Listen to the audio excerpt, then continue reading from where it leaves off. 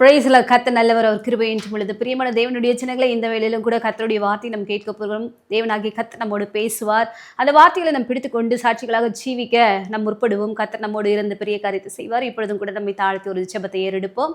ஸ்தோத்தரிக்கிறோம் ஆண்டவரே, இரக்கமுள்ள நல்ல தெய்வமே, நன்றியோடு நாங்கள் உம்மை துதிக்கிறோம்ப்பா, ஸ்தோத்தரிக்கிறோம், உம்முடைய நாமத்தை மகிமைப்படுத்துகிறோம்.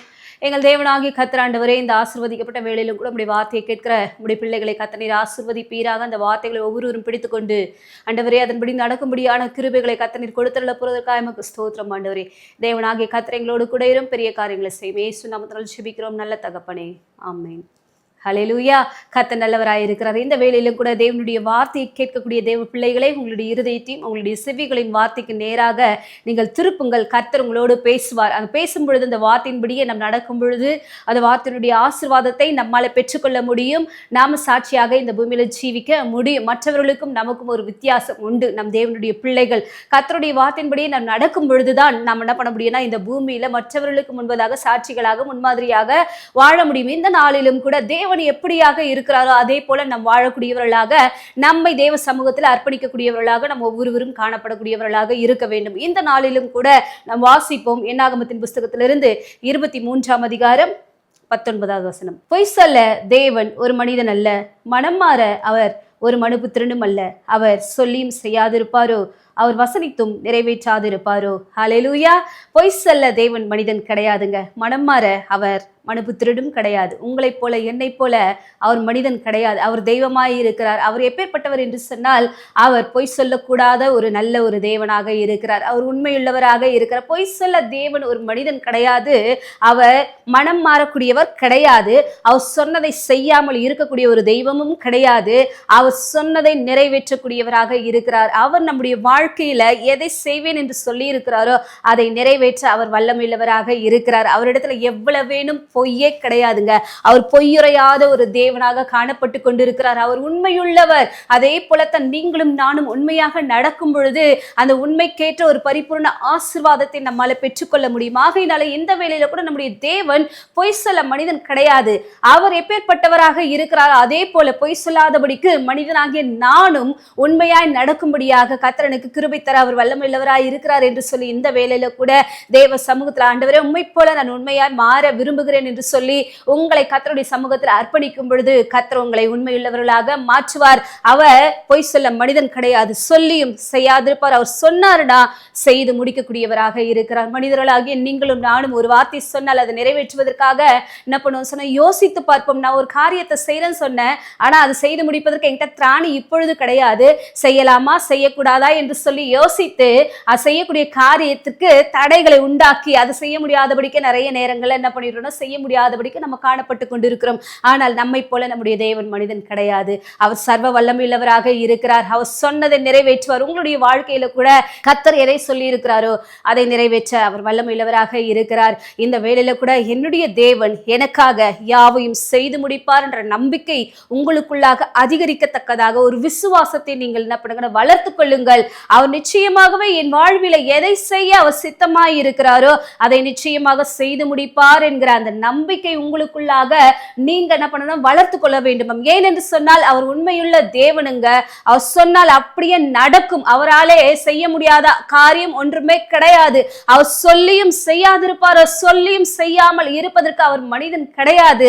அவர் சர்வ வல்லமையுள்ளவராய் இருக்கிறார். இந்த வேளையில கூட ஆண்டவரே, அப்பா எனக்காக நீர் யாவற்றையுமே ஆண்டவரே செய்து முடிப்பீர் என்று நான் நம்புகிறேன் என்று சொல்லி தாவீது சொல்வது போல நானும் ஆண்டவரே உம்மை நம்பிக்கொண்டிருக்கிறேன். எனக்காக நீ செய்து முடிப்பீர் என்று சொல்லி நம்பிக்கையோடு காத்திருங்கள். உங்களுடைய வாழ்க்கையில தேவன் எதெல்லாம் சொல்லி இருக்கிறாரோ அதை யோசித்து பாருங்க. உன்னை உயர்த்துவேன், உன்னை வாளாக்காமல் தலையாக்குவேன் என்று சொல்லி கர்த்தர் சொல்லி இருக்கிறாரா? அந்த வார்த்தையை நம்புங்கள். உங்களுடைய வாழ்க்கை தரம் உயரும் என்று சொல்லி கர்த்தர் உங்களுக்கு வாக்குரைத்திருக்கிறாரா? வேத வாக்கியங்கள் மூலமாக, தேவதாசர்கள் மூலமாக கர்த்தர் பேசி இருந்தால் அந்த வார்த்தைகளை நீங்கள் நம்பிக்கொண்டிருக்கும் பொழுது கர்த்தர் உங்களை உயர்த்துவது நிச்சயம். அவர் பொய் சொல்லக்கூடிய மனிதன் கிடையாது. அவர் சொன்னதை அப்படியே நிறைவேற்றுவார். ஏனென்று சொல்ல வேதத்துல காணப்படக்கூடிய பக்தர்கள் ஒவ்வொருடைய வாழ்க்கையிலும் எதையெல்லாம் கர்த்தர் சொன்னாரோ அதை எல்லாம் நிறைவேற்றி முடித்திருக்கிறார். ஹல்லேலூயா. அது சொன்ன மாத்திரத்துல நடக்கக்கூடியதாக இருக்கிறது. அவர் என்ன பண்றாருன்னா, ஒரு வார்த்தை சொன்னா போதும் அப்படியே நடந்து தீருங்க. கர்த்தர் என்ன பண்ண, செங்கடலை பார்த்து ரெண்டாக பிரியும்படியாக மோசைக்கு ஒரு அதிகாரத்தை கொடுத்தாரு. அந்த மோசையே அதை கை நீட்டினா உடனே ரெண்டாக பிரிந்தது. அவர் சொன்ன சொன்னதை செய்யக்கூடியவராக இருக்கிறார். உங்களுடைய வாழ்க்கையில கூட தேவன் சொன்னதை நிறைவேற்ற வேண்டுமா? நீங்க எப்படி தேவன் உண்மையாய் காணப்பட்டு கொண்டிருக்கிறாரோ அதே போல உண்மையுள்ளவர்களாக நீங்க மாறுங்க. நீங்க உங்களுடைய வாழ்க்கையை உண்மையாய் நடப்பதற்கு ஒப்பு கொடுங்க. நீங்க சொன்னா நான் மனுஷன் என்னால முடியாதுன்னு சொல்லிட்டு நினைக்காதீங்க. என் தெய்வம் சொன்னதை நிறைவேற்ற அவர் வல்லமையுள்ளவர் என்று சொன்னால் நானும் சொன்னதை செய்து முடிப்பேன் என்று சொல்லி கர்த்தரை போல செயல்படுவதற்கு, கர்த்தருடைய மகிமையை வெளிப்படுத்துவதற்கு நீங்க முற்படுங்கள். கர்த்தர் உங்களோடு இருந்த பெரிய காரியத்தை அவர் செய்யக்கூடியவராக இருக்கிறார். வாசிக்கலாம் ஆதியாகமத்தின் புஸ்தகத்துல 18ஆம் அதிகாரத்தில் 10வது வசனம். அப்பொழுது அவர், ஒரு உற்பவ காலதிட்டத்தில் நிச்சயமாய் உன்னிடத்திற்கு திரும்ப வருவேன். அப்பொழுது உன் மனைவியாகிய சாராளுக்கு ஒரு குமாரன் இருப்பான் என்றார். சாராள் அவருக்கு பின்புறமாய் கூடார வாசலில் இதை கேட்டு கொண்டிருந்தாள். ஹல்லேலூயா. சாராள் ஒரு தேவ செய்தி அவளுக்கு அனுப்பப்படும் பொழுது கூடார வாசலில் நின்று அதை கேட்டு கொண்டிருந்தாள். யாருக்கு அந்த வார்த்தை சொல்லப்பட்டதுன்னு சொன்னா ஆபிரகாமுக்கு தேவ தூதன் வந்து சொல்லுகிறார், ஒரு உற்பவ கால திட்டத்திலே நான் வருவேன், நிச்சயமாக உன் மனைவி ஆகிய சாராள் குழந்தை பெற்றெடுப்பாள் என்று சொல்லி கர்த்தர் ஒரு வாக்கை சொல்லுகிறார். அந்த வாக்கு சொல்லும் பொழுது அதை சாராள் கேட்டுக்கொண்டிருந்தாள். அவன் என்ன பண்றனா, இது என் வாழ்க்கையில எப்படி நடக்கும்? எனக்கு வயது சென்று விட்டது, பிள்ளை பேரு நின்று போய்விட்டது, ஸ்திரீகளுக்குள்ளாக காணப்படுகிற வழிபாடு நின்று போய்விட்டது, நான் எப்படி பிள்ளை பெற்றெடுப்பேன் என்று சொல்லி அவன் என்ன பண்றான், யோசித்துக் கொண்டிருக்கிறான். யோசிச்சு பாருங்க, கர்த்தர் எதை செய்ய நினைக்கிறாரோ அதை நிச்சயமாகவே உங்களுடைய வாழ்க்கையில அதை செய்ய அவர் வல்லமையுள்ளவராக இருக்கிற. நாட்கள் கடந்து போகுது, வயசாயிடுச்சு, என்னால எதுவும் செய்ய முடியாது சொல்லிட்டு யோசிக்காதீங்க. தேவன் எல்லாவற்றையுமே செய்ய அவர் வல்லமையுள்ளவராக இருக்கிறார். கர்த்தர் உங்களோடு இருந்தால் நீங்க எல்லா காரியத்திலும் நீங்க என்ன பண்ணுவீங்கன்னா சக்சஸ் ஆகி நீங்க செய்து முடிப்பீர்களே என்று சொன்னால் கர்த்தருடைய வார்த்தை சொல்லுகிறது போல, என்னை பலப்படுத்துகிற கிறிஸ்துவினால எல்லாவற்றையும் செய்ய எனக்கு பலன் உண்டு. உங்களுக்கு அந்த பலனை கர்த்தர் கொடுப்பார். உங்களால முடியாதது எதுவுமே கிடையாதுங்க. அந்த உண்மையுள்ள தேவன் செய்து முடிக்க அவருக்கு திராணி இருக்குதுன்னு சொன்னது போல உங்களுக்கும் அப்பேற்பட்ட ஒரு திராணியை கொடுக்க அவர் வல்லமையுள்ளவராக இருக்கிறார். இவங்க யோசிச்சு கொண்டிருந்தாங்க, என் நாட்கள் கடந்து போயிடுச்சு, இனி வருகிற நாட்களை நான் எப்படி நான் ஒரு குழந்தையை பெற்றெடுத்து நான் அதை வளர்த்து எப்படி நான் சாட்சியா இருப்பேன்னு சொல்லிட்டு யோசிச்சு கொண்டிருந்தாங்க. இது நடக்குமா நடக்காதான்னு சொல்லிட்டு கூட அவங்க என்ன பண்ணாங்கன்னு சொன்னா அவங்க சிரிக்கக்கூடியவர்களாக நகைக்கக்கூடியவர்களாக என் வாழ்க்கையில எப்பேற்பட்ட காரியம் நடக்குமான்னு சொல்லிட்டு யோசிச்சு பார்த்தாங்க. இந்த வேளையில கூட எனக்கு நடக்குமா, என் வாழ்க்கையில அற்புதம் நடக்குமா, அதிசயம் நடக்குமா, நான் எதிர்பார்க்கிற காரியம் நடக்குமா என்று சொல்லி இந்த வேளையில கூட யாராச்சும் எதிர்பார்த்து காத்து கொண்டிருந்தால் கர்த்தரை நோக்கி பாருங்கள். கர்த்தர் சொன்னால் நிச்சயமாக செய்து முடிப்பார். இந்த சாராளுக்கு கர்த்தர் வாக்கை கொடுத்தார், ஆபிரகாமுக்கு கர்த்தர் வாக்கை கொடுத்தார். அந்த வாக்கை அவர்கள் நம்பினார்கள். ஒரு நாள்ல நிச்சயமாய் அது அவர்களுடைய வாழ்க்கையில பலித்தது. இந்த வேளையில கூட நீங்க வார்த்தைகளை நம்பும் பொழுது, கர்த்தர் சொன்னதை நீங்கள் விசுவாசிக்கும் பொழுது, கர்த்தருடைய வார்த்தையை நீங்கள் நம்பும் பொழுது நிச்சயமாகவே உங்களுடைய வாழ்க்கையில அதை நீங்க நம்பிக்கொண்டிருக்கிற காரியம் உங்களுக்கு நன்மையாக முடியும். ஆகையினால பிரியமான தேவனுடைய சின்னங்களே, அவர் சொல்லியும் செய்யாதிருப்பார், சொன்னார்னா செய்து முடிப்பார். நீங்க நிறைய மனிதர்களை நம்பி ஏமாந்து போயிட்டு என் தாத்தா செய்வார், என் பாட்டி செய்வாங்க, என் பெற்றோர் செய்வாங்க, என் நண்பர்கள் செய்வாங்க சொல்லிட்டு ஏமாந்து போயிருக்கிறீங்களா? எந்தவித மனிதர்களையும் நம்பாதீங்க. அவங்க மனிதர்கள், அவர்கள் நம்மை போல மாம்ச தேகம் உள்ளவர்கள். ஆனால் நம்முடைய தேவன் அப்பேற்பட்டவர் கிடையாது. அவர் ஆவியாய் இருக்கிறார், அவர் ஜீவனுள்ளவராக இருக்கிறார். அவருடைய கண்கள் பூமி எங்கும் என்ன பண்ணி கொண்டிருக்கிறதா, மனுபுத்திரரை கண்ணோக்கி பார்த்து கொண்டிருக்கிறது. உங்களை அவர் கண்ணோக்கி பார்த்து கொண்டே இருக்கிறாருங்க. இந்த வேளையில கூட சொன்ன காரியங்கள் நிறைவேற்ற அந்த காலங்கள் வரும் பொழுது நீங்க கர்த்தருக்காக காத்திருங்கள். அந்த காலங்களுக்காக இந்த சாராளும் சரி ஆபிரகாமும் சரி காத்து கொண்டே இருந்தார்கள். நடக்கும் என்று சொல்லி எதிர்பார்த்து சோர்ந்து போகக்கூடிய ஒரு சூழ்நிலை அவர்களுக்கு ஏற்பட்டது. ஆனாலும் அந்த சோர்வு எல்லாவற்றையுமே கூட மாற்றிக்கொள்ள கர்த்தருடைய வார்த்தை எனக்கு உண்டு என்பதை விசுவாசித்து விசுவாசத்துல வல்லவர்களாக அவர்கள் மாறினார்கள். அப்படி மாறினது நிமித்தமாகத்தான் வாக்குத்தத்தத்தின் பிள்ளையாகிய ஈசாக்கை பெற்றெடுக்க கர்த்தர் கிருபை செய்தார். ஹல்லேலூயா. இந்த வேளையில கூட நீங்க கர்த்தரை மாத்திரமே சார்ந்த ஒரு ஜீவியத்தை ஜீவித்துக் கொண்டிருந்தால் உங்களுடைய வாழ்க்கையில ஆசீர்வாதம் உங்களுக்கு கிடைக்கும். ஆகையினால பிரியமான தேவனுடைய சின்னங்களே, இந்த சாராளை போல ஒரு உற்ப காலம் உங்களுக்கும் வரும். நிச்சயமாகவே நீங்க எதிர்பார்த்து காத்து கொண்டிருக்கிற காரியம் உங்களுடைய வாழ்க்கையில நடக்கும். அவர் சொன்னதை நிறைவேற்றி முடிப்பார். நிச்சயமாக நம்முடைய தேவன் உண்மையுள்ளவர். அவர் பொய் சொல்லவே மாட்டாருங்க. சொன்னால் அதை அப்படியே உங்களுடைய வாழ்க்கையில அதை பலிக்கும்படியாக கர்த்தர் செய்யக்கூடியவராக இருக்கிறவர்படினாலே இந்த வேளையில கூட உங்களை அழைத்த தேவன் உண்மையுள்ளவர் என்பதை நீங்கள் விசுவாசிக்க வேண்டும். இந்த ஆபிரகாமும் சாராளும் விசுவாசித்தது போல ஆண்டவரே நானும் விசுவாசிக்கும்படியாக ஆண்டவரே எனக்கு உதவி செய்யும் என்று சொல்லி கேளுங்கள். வாசிக்கலாம். நாம ஆதியாகமத்தின் புஸ்தகத்துல 21ஆம் அதிகாரத்தில் 2வது வசனம். ஆபிரகாம் முதிர் வயதாயிருக்கையில் சாராள் கர்ப்பவதியாகி தேவன் குறித்திருந்த காலத்திலே அவனுக்கு ஒரு குமாரனை பெற்றாள். ஹல்லேலூயா. தேவன் குறித்திருந்த ஒரு காலம்.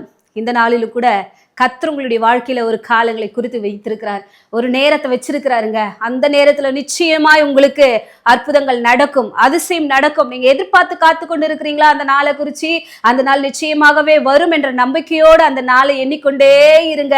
அந்த நாள் ஒரு நாள் உங்களுடைய வாழ்க்கையில நன்மையாக முடியும். இந்த ஆபிரகாமும் சாராலும் 25 வருடங்கள் கர்த்தருடைய வார்த்தையை நம்பி நம்பி நம்பி நம்பி நம்பி காத்து கொண்டிருந்தார்கள், அற்புதத்தை பெற்றுக்கொண்டார்கள். கர்த்தருடைய வசனம் சொல்லுகிறது போல, நான் கர்த்தருக்காய் பொறுமையுடன் காத்திருந்தேன், அவர் என்னிடமாய் சாய்ந்து என் கூப்பிடுதலை கேட்டார் என்று சொல்லி அவங்க பொறுமையா காத்திருந்தாங்க. அந்த வார்த்தையை நம்பிக்கொண்டிருந்தாங்க. அந்த வார்த்தை அவர்களுக்கு ஆசீர்வாதத்தை கொண்டு வந்தது. இந்த வேளையில கூட பிரியமானவர்களே, ஒரு குறித்த காலம் ஒண்ணு வரும். அதே போல ஒரு காலம் வந்துச்சு, அதே போல ஒரு நேரம் வந்துச்சு. அவங்க என்ன பண்ணாங்கன்னா, ஒரு குழந்தையை பெற்றெடுக்க கர்த்தர் கிருபையை செய்தார். இந்த வேளையில கூட நீங்க இப்படியாக அந்த தேவன் குறித்த அந்த காலத்திற்காக நீங்க காத்திருக்கும் பொழுது உங்களுடைய வாழ்க்கையில கூட இப்பேற்பட்ட ஆசீர்வாதங்களை பெற்றுக்கொள்ள உங்களாலே குடிமாகனால பிரியமான தேவனுடைய ஜனங்களே, சோர்ந்து போகாதீங்க. கர்த்தர் சொன்ன வாக்குகளை நம்பிக்கொண்டே இருங்க. அது தாமதித்தாலும் நிச்சயம் வருங்க. இத்தனை நாள் இன்னும் வரவேலைன்னு சொல்லிட்டு சோர்ந்து போகாதீங்க. அது தாமதம் பண்ணி கொண்டிருந்தால் பெஸ்டானதை கர்த்தர் உங்களுடைய லைஃப்ல கொடுக்கக்கூடியவராக இருக்கிறார். இந்த வார்த்தைகள் நிறைய முறை நான் கேட்டிருக்கிறேன். ஆனாலும் இன்னும் என் வாழ்க்கையில நன்மை நடக்கலைன்னு சொல்லிட்டு யோசிக்காதீங்க. அந்த வார்த்தையை விசுவாசிக்க விசுவாசிக்க விசுவாசிக்க அது உங்களுக்கு நன்மையாக மாறும். நீ விசுவாசித்தால் தேவனுடைய மகிமையை காண்பாய். இந்த வேளையில நீங்க விசுவாசிச்சீங்கன்னு சொன்னா நீங்க தேவ மகிமையை காணத்தக்கதாக, நீங்க தேவனுடைய மகிமையை கண்டு மற்றவர்களுக்கு முன்பதாக கர்த்தரை உயர்த்தக்கூடிய ஒரு நாட்கள் நிச்சயமாக வரும். ஆகையினால பிரியமான தேவனுடைய ஜனங்களே, நம்முடைய தேவன் அவர் மனம் மாறக்கூடியவர் கிடையாது. அவர் பொய் சொல்ல மனுஷன் கிடையாது. அவர் சொல்லியும் செய்யாதிருப்பாரோ, செய்து முடிப்பாருங்க. நிச்சயமாக அவர்களுக்கு செய்தால் எனக்கும் செய்து முடிப்பார். எங்க முற்பிதாக்களுடைய வாழ்க்கையில நன்மை நடந்தது என்று சொன்னால் எனக்கும் நடக்கும் என்று சொல்லி கர்த்தரோடு நீங்க உங்களுடைய உறவை அதிகரிக்கப்படுத்தும் பொழுது கர்த்தர் உங்களை நிச்சயமாகவே ஆசீர்வதித்து உயர்த்துவது நிச்சயமாக. நல்ல பிரியமான தேவனுடைய ஜனங்களே, கர்த்தருடைய சமூகத்துல உங்களை ஒவ்வொரு நாளும் ஒப்பு கொடுங்கள். அவர் எப்படியாக உண்மையாய் இருக்கிறாரோ நீங்களும் அப்படியாக உண்மையாய் நடக்கும் பொழுது அந்த உண்மைக்கேற்ற ஒரு பிரதிபலனை உங்களால பார்க்க முடியும். கர்த்தர் உண்மையாய் இருப்பது நிச்சயம் சொன்னா நீங்களும் அப்படி நடக்கணும். அப்படி நடந்தால் தான் நாம் அவர்களுடைய பிள்ளைகள் என்று சொல்லி இந்த பூமியில சாட்சிகளாக இருக்க முடியும். ஆகை நல்ல பிரியமானவர்களே, ஒரு குறித்த காலம் வரும் பொழுது அதற்காக காத்து கொண்டே இருங்க.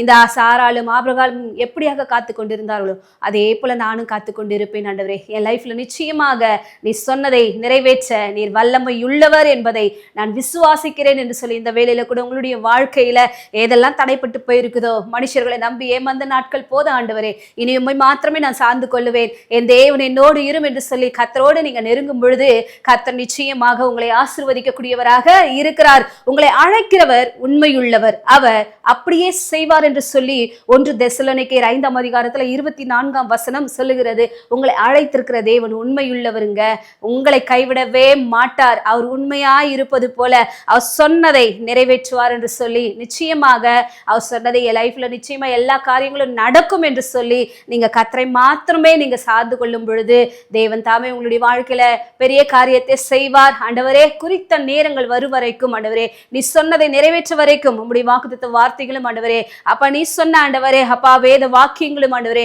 நான் பிடித்துக்கொண்டு ஜீவிப்பேன். உம்முடைய வார்த்தை ஆண்டவரே என்னை இன்னும் அதிகமாய் பலப்படுத்தட்டும் என்று சொல்லி இந்த கர்த்தருடைய வார்த்தையின் மேல விசுவாசத்தை வைத்து கர்த்தரை சார்ந்து கொள்ளுங்கள். தேவன் தாமே இந்த வேளையில கூட இந்த செய்தியை கேட்டவங்க யாவரையும் கர்த்தர் ஆசீர்வதிப்பாராக. ஜெபிப்போம். ஸ்தோத்திரிக்கிறோம் ஆண்டவரே, இரக்கமுள்ளவரே, நல்ல தகப்பனே, உமக்கு நன்றி செலுத்துகிறோம்.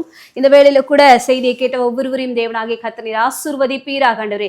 நீர் பொய் சொல்ல மனிதன் கிடையாது ஆண்டவரே, மனம் மாற மனுபுத்திரன் அல்ல ஆண்டவரே. நீ சொல்லியும் செய்யாதிருப்பீரோ, நீ சொன்னதை நிறைவேற்றக்கூடியவராக இருக்கிறீர். எங்களுடைய வாழ்க்கையில நீ சொன்னது எல்லாமே கர்த்தாவே அப்பா பலிக்கும் என்பதை நாங்கள் விசுவாசிக்கிறோம் என்று சொல்லி யாரெல்லாம் நம்பிக்கொண்டிருக்கிறார்களோ அவருடைய வாழ்க்கையில இந்த நல்ல ஒரு அற்புதம் நடப்பதாக இந்த வார்த்தை கிரியை செய்யும்படியாக ஜெபிக்கிறோம் ஆண்டவரே. திருவசனத்தை கேட்கிறவர்களாய் மாத்திரமல்ல அதன்படி செய்கிறவர்களாய் இருங்கள் என்று சொன்னது போல யாரெல்லாம் வார்த்தைக்கு கீழ்ப்படுகிறார்களோ அந்த வார்த்தையின் ஆண்டவரே ஆசீர்வாதம் அவர்களுடைய சிரசின் மேல பலிக்கும்படியாக ஜெபிக்கிறோம். கர்த்தர் தாமே எல்லாவற்றையும் பொறுப்படுத்திக் கொள்ளும், வழி நடத்தும். இயேசு நாமத்தினால ஜெபிக்கிறோம் எங்கள் நல்ல தகப்பனே, ஆமென்.